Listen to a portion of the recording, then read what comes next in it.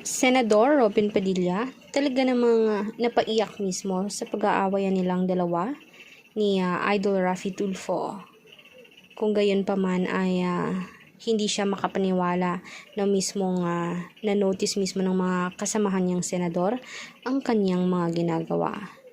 Hindi niya alam kung paano mareresolba ang mismong kaganapan na meron sa mismong Senado na sa kanya umano nakatuon ang mainit na issue dahil nga mismo sa mga opinyon niya at pagbibigay niya mismo ng mga mensahe pampalakas sa China kung saan naman kontra ito ng Pilipinas. Dapat umano, ika ng presidente ay magbigay siya ng suggestion o opinion na makakapagbuti sa lahat ng kasambayan ng Pinoy. Dahil hindi natin alam kung matutuloy ba ang gerang sinasabi ng China. Lalong-lalo na ngayon na tila parang naiinit sila o hindi na sila mapakaling sakupin pa mismo ang teritoryo ng Pinas. Kaya naman ika nga ni Idol Raffy Tulfo, sana naman kung wala siyang may itutulong na maganda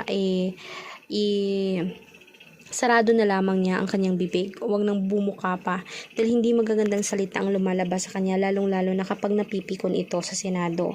Tila parang umanong may ego siya, ma-pride kasi siyang tao si Robin Padilla na ipaglalaban niya kung ano talagang gusto niya. Okay naman sana kung tama pero kadalasan naman ay hindi naaayon para sa kapakanan ng Pinas at ng mga Pinoy.